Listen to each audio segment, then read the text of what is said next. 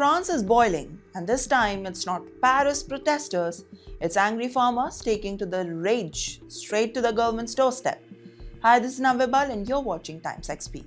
In the scenes that shocked the country, farmers in the southern France splashed cow blood on the government buildings and dumped the dung outside public offices.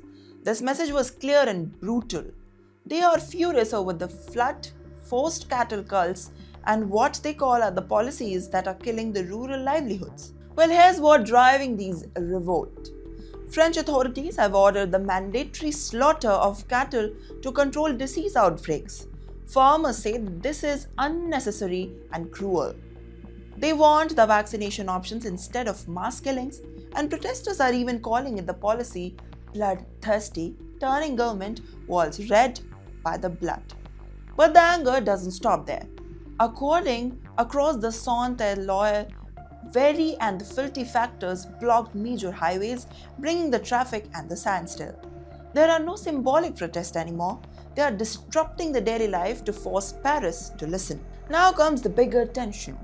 Farmers are protesting at the EU-Mercosur trade deal. They feel and fear the cheap meats and the agricultural imports from the Southern America will flood European markets and destroy the local farming. Well, on the other hand, European farmer groups like Copa Coquesa say that delays, confusion, and unfair competitions are pushing farmers to the edge. The French government has urged protesters to pause during the Christmas season and allow a festival truce, but farmers are refusing to back down. They say that cities will celebrate the rural France is being sacrificed.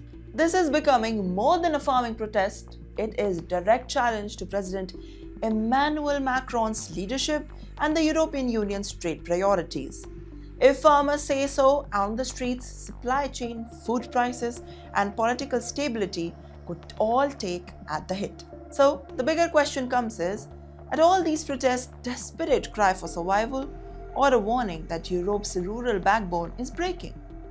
Tell us what you think in the comments. Like the video for more global updates.